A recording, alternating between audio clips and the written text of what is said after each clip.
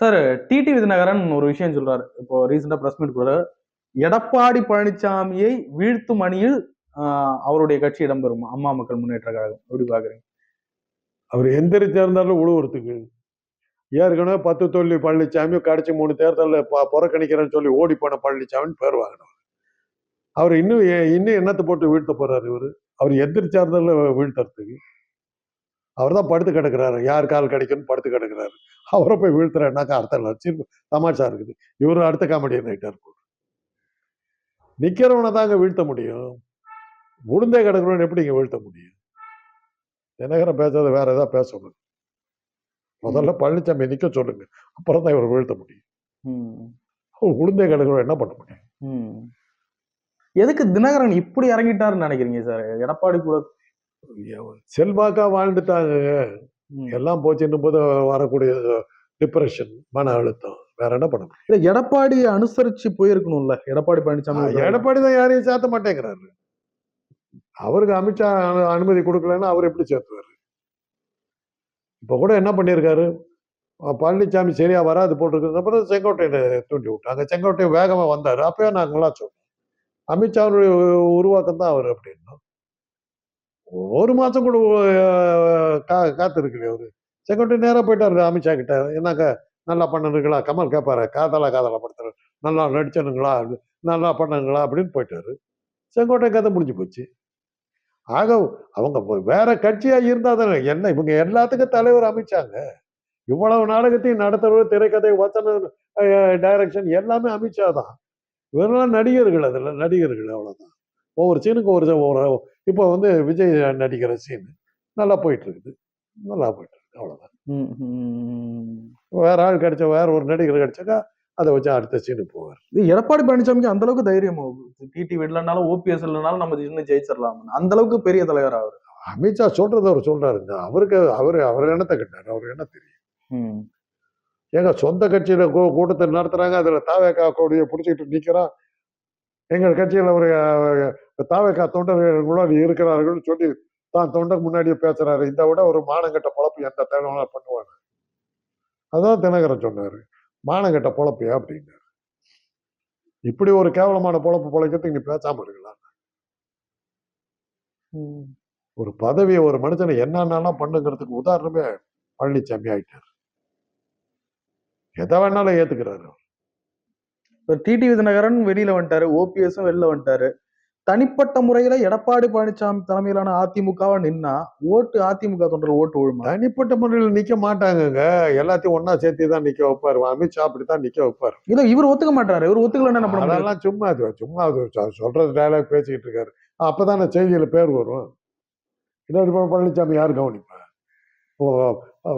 இப்ப சீமான நீங்க யாராவது சேர்ந்துறீங்களா? இப்போ கை விட்டீங்கல்ல.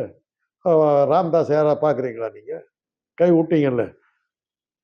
பிரேமலதான் ஒருத்தர் இருந்தாங்க, ஞாபகம் இருக்கா உங்களுக்கு?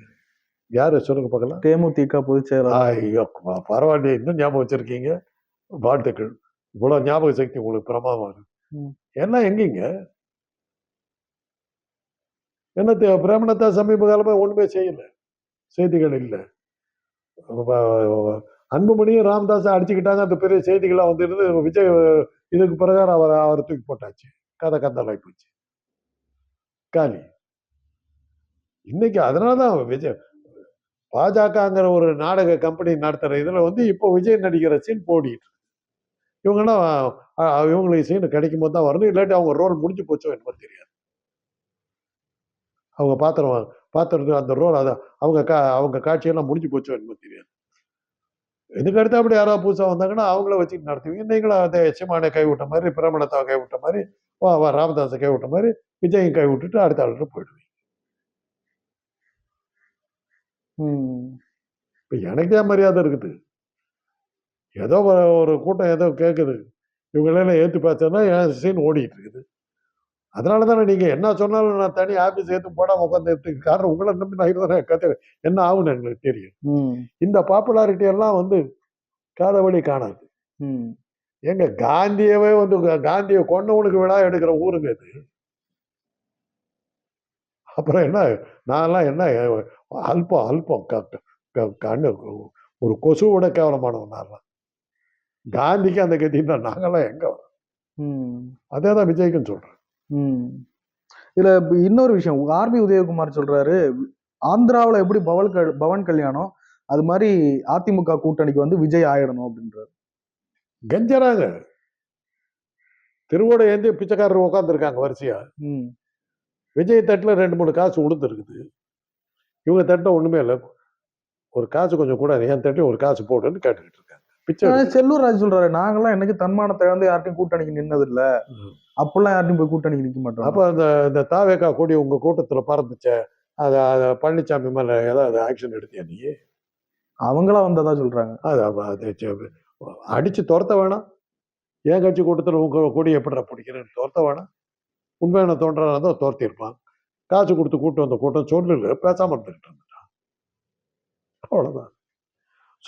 சொந்த கட்சிக்காரனா இருந்தா, ஏன்டா என் கட்சியில நான் என் கொடியை பறக்க விட்டு நீ எப்படிடா ஏத்தலாம்னு சொல்லி அடிச்சு துரத்தி இருக்க வேணாம். ஏன் என்ன இடத்துலன்னா, கூட்டிட்டு வந்த கூட்டம் அவங்க சொல்லல, கான்ட்ராக்டர் சொல்லல, பேசாம இருந்துட்டாங்க. வேடிக்கை இருக்குதுங்க. யார் ஊட்டிய அளவுக்கு எவனா போய் எழுத கதையா இருக்கு.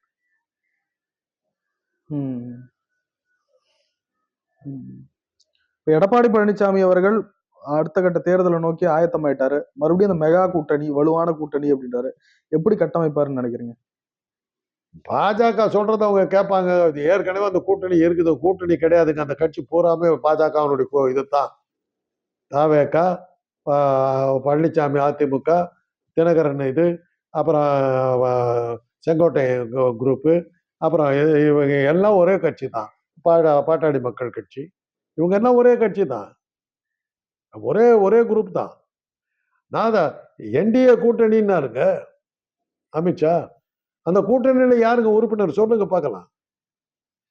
என்டிஏ கூட்டணி தான் ஆட்சி அமைக்கிட்டு போனார் போன தடவை வந்து போது. என்டிஏ கூட்டணியில யாரெல்லாம் இருக்காங்கன்னு நீங்க சொல்லுங்க. மீடியாவுக்கே தெரியலையே.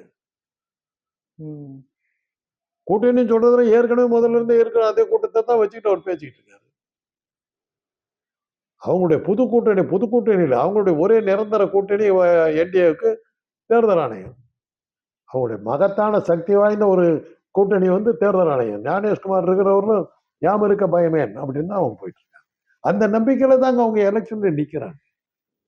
ஞானேஷ்குமார் மாத்திரம் கால வாரினார்னா என்ன ஆகுன்னு தெரியாது.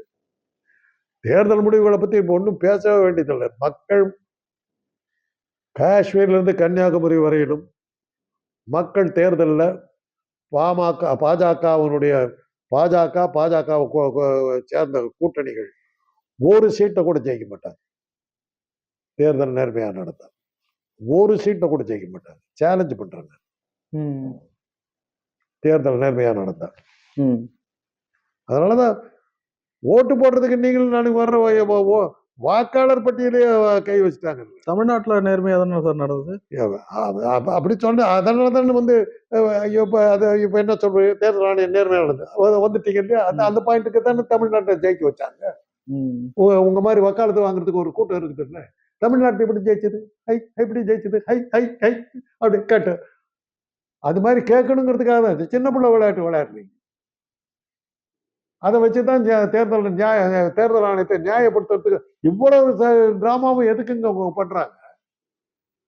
இதனால எல்லாம் இந்த 41 பேர் இறந்ததுனாலும், கள்ளக்குறிச்சி சாராயத்தை குடிச்சதுனாலையும், இவங்க ஆம்ஸ்ட்ராங் கொலையினாலையும், இதெல்லாம் இருந்ததுனால திமுக மேல மக்கள் வந்து வெறுப்பு வந்து தாவேகா ஜெயிக்கிறது அப்படின்னு சொல்லி தேர்தல் ஆணையம் ஞானேஷ்குமார் பண்ற தில்லு முள்ளுவை நியாயப்படுத்துறதுக்காக நடத்துற நாடகம் தான் இவ்வளவு காட்சிகளும். ஏன்னா அவங்களுக்கு வந்து பெரிய ஷாக்கு. ஆம்ஸ்ட்ராங் கொலை, கள்ளச்சாராய சாவு, வன்னியர் இனத்தை சேர்ந்த பாமக வந்து தேர்தலில் நிக்குது, வன்னியர் கட்சி நிக்குது. அவ்வளவு இருந்து இவ்வளவு நெகட்டிவ் பாயிண்டோட திமுக தேர்தலில் நிக்குது. ஒரு இயக்குனர் வந்து அதை ஜாதி கலவரம் மாத்துறதுக்கு, ஆம்ஸ்ட்ராங் கொலை வந்து ஜாதி கலவரம் மாத்துறதுக்கு ஊர் பூரா அந்த ஏரியா பூரா போராட்டம் நடத்தினார். இவ்வளவு நெகட்டிவ் பாயிண்ட்டை வச்சுக்கிட்டு திமுக ஜெயிச்சது. அப்பதான் அமித்ஷா புரிஞ்சது, இன்னும் நம்ம கொஞ்சம் வேலை ஜாஸ்தி பண்ணணும், பத்தாது, இன்னும் கொஞ்சம் சீனை கொஞ்சம் அதிகப்படுத்தணும்னு பண்ணிட்டு இருக்காரு. அதெல்லாம் பண்ணதுக்கு அப்புறம் அப்புறம் தான் பார்த்தாங்க ஞானேஷ்குமார் கூப்பிட்டு இதெல்லாம் வேலைக்கு ஆகாது. முதல்ல அவங்க தமிழ்நாட்டை கான்சென்ட்ரேட் பண்ணாமல் இருந்தாங்க. 3 ஸ்டேட் அவங்க கவலைப்படாமல் இருந்தாங்க. தமிழ்நாடு, கேரளா, மேற்கு வங்கம். ஜெயிச்சுட்டு போன்னு விட்டார். மற்ற ஹிந்தி பெல்ட் பூரா நம்ம கிட்ட இருக்குது. அப்படி ஆதித்யநாத் காலை வாரினார். உத்தரப்பிரதேசத்தில் தோற்றார். எதிர்பார்க்கல. மைனாரிட்டி அரசா மாறிடுச்சு. அப்பதான் பார்த்தாங்க, ஓ நம்ம கட்சிக்குள்ளாரே ஆபத்து வந்துருச்சு, நம்மளை கவுத்தத்துக்கு ஒரு ஆள் வந்துட்டான், நம்ம கட்சியை காலை வாருது, இனி தமிழ்நாடு இந்த மாதிரிலாம் தேர்தல் ஆணையத்தை நியாயப்படுத்துறதுக்காக கூட்டு கொடுத்தோம்னா காலியாடுவேன், தமிழ்நாட்டையும் பூட்டிட்டா அப்படின்னு. அப்படியே தான் இப்போ வந்திருக்காங்க. அதுக்கு தான் இவ்வளவு காட்சிகள் நடத்திக்கிட்டு இருக்காங்க. இவ்வளவு இதுவும் பண்ணி ஞானேஷ்குமாரை வச்சு தன்னுடைய தேர்தல் வெற்றியை நியாயப்படுத்துறதுக்காக நடத்துகிற நாடகங்கள் தான் இப்போ நடந்துக்கிட்டு இருக்காங்க. இப்போவே உங்களுக்கு சொல்லிடுறேன், கரூர் சம்பவம் நடந்துருச்சு. இன்னும் 2 மாசம் கழிச்சு இன்னொரு கலவரம் ஒன்று நடக்கும். தேர்தல் நெருங்கும் போது இன்னொரு கலவரம் ஒன்று நடக்கும். அது திமுக தான் காரணம்னு அது மேலே போடுவாங்க. இன்னும் ஒரு மிக அதிகமா போகிற நிலைமைக்கு போயிடுச்சுன்னா ஒரு பிரபலமான தலைவர் கொல்லப்படலாம். ஏன்னா தமிழ்நாடு எமோஷனலா ஓட்டு போடுறதுக்கு பெயர் பெற்றவர். அதுவும் நடக்கலாம். அதனால பெரிய தலைவர்கள்லாம் ஜாக்கிரதையா இருங்க. தமிழ்நாட்டுக்குள்ள இருக்கிற தலைவர்கள் ஜாக்கிரதையா இருங்க. இதெல்லாம் நீங்க எடுத்து பார்த்தீங்கன்னா, இந்திய தேர்தல் இதை பார்த்தீங்கன்னா இதெல்லாம் நடந்துதான் மாறி மாறி இருக்குது. முதல் எலெக்ஷன்ல இந்திரா காந்திக்கும் கலைஞருக்கும் மத்தியில ஒரு பாலிடிக்ஸ் ஒன்று பண்ணி எம்ஜிஆர் ஜெயிச்சிட்டார். 2வது எலெக்ஷன்ல ஜெயிக்கும் போது எம்ஜிஆர் இவர் தேவையில்லாம கலைஞர் டிஸ்மிஸ் பண்ணாரு. அந்த அனுதாபத்தில் ஜெயிச்சாரு. 3வது உடம்பு சரியில்லாம படுத்துட்டார். இந்திரா காந்தி சுட்டுக் கொல்லப்பட்டார், ஜெயிச்சார். ஒவ்வொரு தடவையும் அவருடைய ஓட்டு எண்ணிக்கை குறைஞ்சிக்கிட்டே வந்து என்டி ராமாராவ் தோத்து போயிட்டாருங்க எலெக்ஷன்ல. 2 எலெக்ஷன்ல வந்தாரு. 3வது எலெக்ஷன்ல அவருக்கு இதே போயிடுச்சு. சிரஞ்சீவி ஒரு எலெக்ஷன்ல ஜெயிச்சாரு. அடுத்த எலெக்ஷன்ல ஆள் இல்ல. விஜயகாந்த் ஒரு எலெக்ஷன் ஜெயிச்சார். மக்கள் நல கூட்டணி வச்சு இங்க காணாம போயிட்டார். இதெல்லாம் விஜய்க்கு பாவம் யாரோ சொல்லணும். பட் விஜயை பொறுத்தவரை எனக்கு ஒண்ணு நிச்சயமா தெரியும், அவர் மனசார இதுல இல்லை. மனசார அவர் இதுல ஈடுபடல. கைதிய பணைய கைதியை வச்சு அவர் மிரட்டப்படுகிறார். உண்மையான ரசிகனா நீங்க விஜய்க்கு இருந்தீங்கன்னா பாஜகவின் பிடியில் இருந்து பாஜகவின் பணைய கைதியாக இருக்கிற விஜயை காப்பாற்றுவதற்கு முயற்சி செய்யும். அவ்வளவுதான் நம்ம சொல்றோம்.